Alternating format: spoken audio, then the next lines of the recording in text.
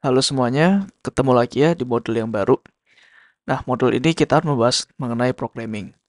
Nah, di modul sebelumnya kan kita belajar mengenai computing ya, dimana kita belajar tentang arsitektur CPU sampai kepada komponen-komponen di dalam komputer. Nah, sekarang ini kita udah belajar mengenai komponen-komponen komputer, kemudian kita akan belajar mengenai programming atau program ya, lebih tepatnya membuat sebuah program. Oke, kita langsung aja di konten kali ini ya. Konten kali ini kita pertama eh gua akan jelasin ke kalian tentang konsep programming itu seperti apa. Terus gua akan menjelaskan programming language, beberapa bahasa pemrograman, kemudian basic file system dan program execution. Nah, ini sebenarnya jarang diajarkan ya di programming karena mungkin agak kompleks. Tapi di sini gua ngajarin ke kalian kenapa? Karena agar kalian dapat konteksnya seperti apa gitu. Jadi kalian nggak baca programming ini sekedar asal coding gitu. Tapi kita tahu, gua expect-nya kalian bisa tahu eh, programming ini untuk apa, nanti hasilnya seperti apa. Seperti itu. Nah, terus di poin keempat, kita udah mulai masuk nih ke nanti ke programming. Mulai dari hello world programnya seperti apa, statementnya seperti apa, variabel itu apa, komen apa, constants apa, operator apa. By the way, kita pakai bahasa pemrograman C ya untuk modul kali ini. Kemudian kita baca tentang branching, di mana kita ada logika ya. Jadi eh, ketika logikanya demikian, kita memberi instruksi apa gitu. Ketika logikanya lain lagi, kita menginstruksikan hal yang lain seperti itu. Kalau looping, ini kita mengulangi instruksi-instruksi yang kita berikan. Jadi kita bisa mengulangi ya. Jadi kita tidak perlu nulis instruksi itu terlalu panjang. Tuh, kita bisa mengulangnya. Kemudian kita belajar tentang arrays, di mana ini adalah sebuah bentuk variabel, ya, ada kaitannya dengan ini. Di mana kita bisa melakukan grouping variabel tersebut. Tapi itu materi yang advance, nanti kita akan bahas. Kemudian ada namanya function dan prosedur. Ini digunakan agar kita bisa reuse code yang ada gitu. Kita bisa memakai kembali. Kita nggak perlu nulis banyak-banyak. Karena ya kita manusia suka memudahkan kita sendiri kan. That's why ya ada hal seperti ini gitu. Kemudian kita belajar mengenai pointer. Ini hal yang jarang diajarkan juga ya. Karena sebenarnya bukan uh, beginner friendly pointers ini. Tapi gue mikir pointer ini harus ada. Kenapa? Karena seperti tadi. Kalau memahami sebuah konteks dari apa yang kita pelajari kali ini. Konteksnya yang lumayan dalam ya. Jadi nggak hanya asal tahu, tapi tahu agak dalam. Seperti itu. Kemudian ada beberapa material yang lumayan advance. Ini opsional ya. Kalau kalian skip, it's okay. Tapi kalau kalian mau lihat juga, nonton videonya juga, it's even better. Oke, jadi modul kali ini mungkin videonya agak banyak dan materinya agak panjang. Eh, ya, mohon bersabar dan stay tune. Gua harap modul ini bakalan seru ya. Oke, yang pertama programming konsep, konsep pemrograman. Nah, programming atau coding namanya ya. Jadi ini nama yang sebenarnya interchangeable, bisa dipakai dua-duanya. Itu adalah proses untuk membuat suatu instruksi, beberapa instruksi ya, di mana komputer bisa execute uh, tugas yang spesifik atau menyelesaikan masalah yang spesifik juga. Jadi di modul sebelumnya kita belajar computing ya. Di computing kan kita belajar juga mengenai bagaimana instruksi itu bisa dieksekut oleh sebuah CPU. Nah, instruksi itu kita buat yang namanya programming. Jadi programming itu kita membuat instruksi-instruksi tersebut. Gitu. Jadi di modul sebelumnya kita tahu bagaimana instruksi itu dijalankan. Di modul kali ini kita belajar bagaimana menulis instruksi tersebut. Seperti itu. Nah, instruksi ini namanya code. Ya, jadi ini ya, satu terkait ya, code sama coding. Code itu instruksinya, coding itu kegiatan kita untuk membuat instruksi. Nah, series instruksi, beberapa instruksi, berarti ada instruksi pertama, instruksi kedua, instruksi ketiga, instruksi keempat. Nah, itu namanya semuanya adalah program. Gitu. Jadi makanya ada programming, ada juga coding. Jadi untuk masing-masing ini namanya code ya. Kenapa? Karena ya ini sebenarnya sebuah kode nanti. Nanti kita belajar maksud kode itu gimana. Dan satu pack ini namanya program. Gitu. Nah, kode ini ada macam-macam ya, teman-teman. Ada yang bisa dimengerti oleh mesin atau komputer. Contohnya seperti di computing kemarin, ada yang namanya opcode ya. Kalau kalian ingat, atau kalian bisa melihat video sebelumnya tentang CPU. Ada namanya opcode. Itu mungkin kode yang dimengerti oleh komputer atau oleh CPU. Dan juga ada beberapa code yang dia nggak bisa dimengerti oleh komputer atau CPU. Kenapa nggak bisa dimengerti? Karena mungkin code-nya itu manusia yang lebih ngerti. Jadi sebenarnya manusia sama komputer itu berbeda ya dalam memahami code. Semakin code-nya itu semakin kita memahami code, semakin mesin itu tidak memahami. Jadi berkebalikan ya. Jadi kita kadang itu nggak bisa memiliki bahasa yang sama dengan mesin. Semakin mesin mengetahui code itu, semakin kita nggak ngerti. Semakin kita ngerti, mesinnya semakin nggak mengerti gitu. Jadi kebalikan. Contohnya ya, misalkan human nih, kita kasih instruksi. eh Seperti di modul sebelumnya ya ini ya. Jumlahkan semua angka yang genap dari list ini.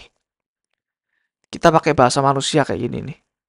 Komputer nggak ngerti, atau mesin tuh nggak ngerti maksudnya apa gitu. Oke. Nextnya kita bahas compiler nih. Jadi seperti slide sebelumnya ya, gue jelasin ke kalian kalau code yang dipahami manusia sama mesin itu beda. Jadi kita perlu bridge nih, kita perlu menjembatani antara code yang dimengerti manusia dengan code yang dimengerti oleh mesin. Jembatan itu namanya compilers. Ya, jadi definisinya itu ini. Compiler itu adalah program juga sebenarnya. Tapi spesial ya, spesial program yang mentranslate code yang ditulis di suatu bahasa pemrograman, ke bahasa pemrograman yang lain. Tipikalnya itu sebuah mesin code atau assembly language. Ini sama ya. Ya sebenarnya nggak sama sih, tapi kita anggap sebagai sama dulu ya, mesin code sama assembly language. Dimana yang bisa di-execute oleh CPU. Seperti modul sebelumnya ya, bisa langsung di-execute oleh CPU. Nah, contohnya gini. Contohnya nih code-nya atau instruksi yang kita berikan ke komputer. Ya, misalkan hitung angka genap dari semua angka genap yang ada di list ini. Berarti kan 2 tambah 4 tambah 6 gitu kan ya. Nah, instruksi ini itu akan kita bawa ke compiler di sini. Compiler ini dia menerima input yaitu instruksi dari manusia ya, yang kita bisa pahami. Kemudian dia akan mengeluarkan suatu mesin code. Ya, outputnya adalah sebuah mesin code di mana mesin code-nya ini dia bisa paham nih, CPU bisa paham gitu. Mesin code ini 0101 gini ya dalam bentuk binary ya. Di modul sebelumnya kan gue juga bahas mengenai bahwa komputer itu hanya bisa mengenal binary. Dia tidak bisa mengenal format lain gitu. Apalagi formatnya gini ya. Sum the even numbers of this list dia nggak bisa gitu. Kalau assembly language ini sebenarnya levelnya di atas mesin code. Jadi bukan 1010 lagi, dia ada huruf, tapi sebenarnya masih manusia itu masih kurang memahami ya assembly language secara relatif ya dibandingkan bahasa pemrograman yang lain gitu. Oke, I hope compiler ini clear ya teman-teman karena memang ini materi dasar yang kalian harus pahami dulu sebelum masuk ke coding.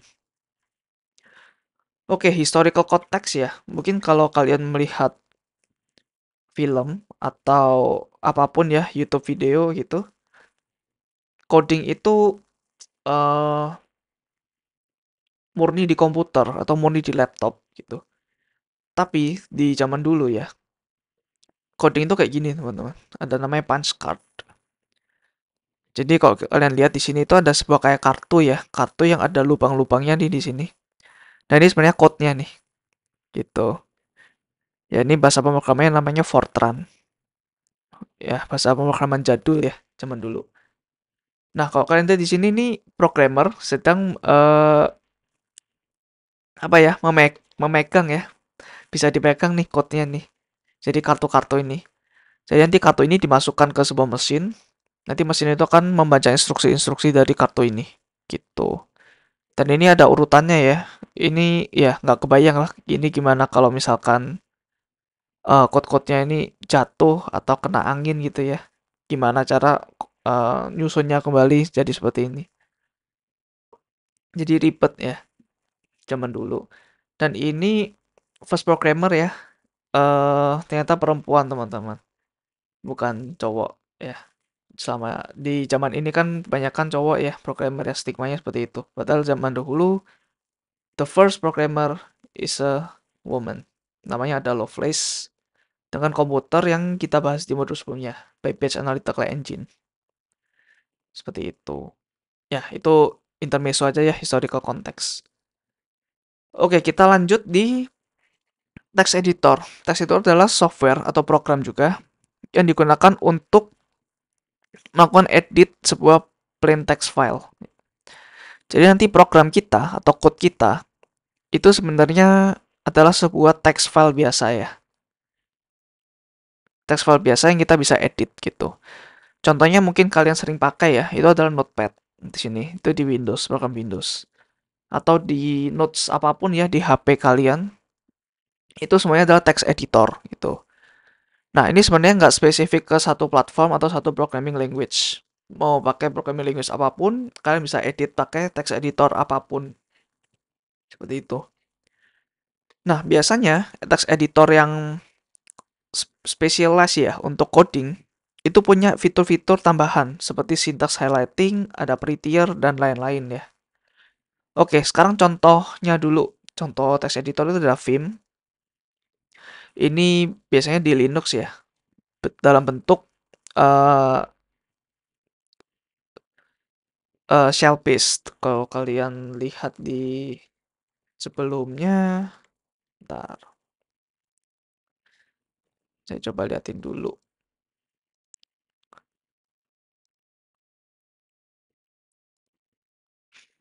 Di sini ya. Nah, ada CLI dan ada GUI ya. Jadi, Vim ini adalah text editor dalam bentuk CLI. Jadi bukan dalam bentuk GUI ya. Bentar, ini saya pindahin dulu. Oke, sip. Ya, ada Vim, kemudian ada namanya Atom di sini. Ini GUI, Notepad++ juga GUI. Sama seperti Notepad tapi banyak fitur ya. Contohnya seperti ini. Kemudian ada Visual Studio Code. Ini sangat powerful ya text editornya karena banyak banget fitur-fiturnya. Kemudian Sublime Text ini juga contoh ya text editor. Nah, syntax highlighting itu kita mewarnai hal-hal tertentu di sebuah code. Ini contohnya adalah code HTML. Nah, di sini ada warna-warnanya ya. Biasanya kan kalau di Notepad itu kita nggak ada warnanya nih. Jadi cuma pure text aja gitu. Nggak ada pewarnaannya. Syntax highlighting itu fitur dimana diwarnain ya otomatis untuk komponen-komponen tertentu. Ya, nanti di modul lain ya kita belajar mengenai ini, mengenai HTML. Kemudian prettier itu sebenarnya lebih ke sama ya seperti syntax highlighting yang mirip-mirip. Mungkin nanti ada yang namanya formatter juga, itu untuk melakukan reformat sebuah code. Jadi di sini kalau kita lihat ada tab ya di sini, ada spasi. Nah, ini sebenarnya digunakan di dalam beberapa code gitu. Atau mungkin ada sebuah baris yang kosong. Nah, ini nanti sama formatter akan otomatis dihilangin. Macam-macam ya, jadi fiturnya text editor ini tergantung masing-masing software gitu. Nah, text editor ini ya software yang bakalan kita pakai untuk melakukan coding gitu. Karena code itu seperti tadi saya bilang itu adalah sebuah plain text file kita edit melalui text editor. Nah, ada lagi yang namanya IDE. IDE ini sebenarnya sebuah software suite ya, beberapa software termasuk si text editor tadi. Jadi IDE itu biasanya gede ya ukuran softwarenya. Kenapa? Karena ya beberapa software digabung jadi satu. Ada text editor, biasanya ada compiler juga seperti itu. Nah, tujuannya itu untuk melakukan konsolidasi atau melakukan penggabungan ya antara basic tools developer yang digunakan untuk menulis code, melakukan testing code, dan melakukan debug software. Nanti kita akan belajar ya maksudnya debug ini apa gitu. Atau tes ini apa itu, kenapa harus dites seperti itu. Itu nanti akan kita bahas. Nah, IDE itu biasanya ya spesifik ke satu programming language.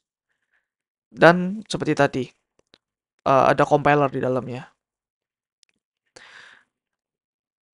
Oke, jangan khawatir dulu, programming language ini ada banyak ya, ada macam-macam. Di video berikutnya kita belajar tentang programming language. Untuk saat ini kita bahas IDE dulu. Ada beberapa contoh IDE ya. Pertama ada Dev C++. Ini ya untuk bahasa pemrograman C++. Kemudian Eclipse biasanya untuk Java. Kemudian ada Xcode biasanya untuk Swift. Untuk buat eh, aplikasi yang jalan di Apple ya, contohnya iOS atau macOS seperti itu. Terus kemudian ada yang namanya PyCharm, ini untuk Python ya, untuk bikin biasanya sih aplikasi AI atau machine learning. Nih, saya turunin dulu deh. Oke. Dan Android Studio, seperti namanya ya, ini digunakan untuk membuat aplikasi Android. Kemudian ada IntelliJ IDEA, sama ya, seperti Eclipse untuk membuat Java, dan ada Visual Studio, biasanya untuk membuat aplikasi C Sharp, C Crash gitu ya, C Sharp. Nah, itu untuk IDE teman-teman. Oke, untuk next video kita belajar tentang programming language atau beberapa jenis-jenis programming language. Oke, see you.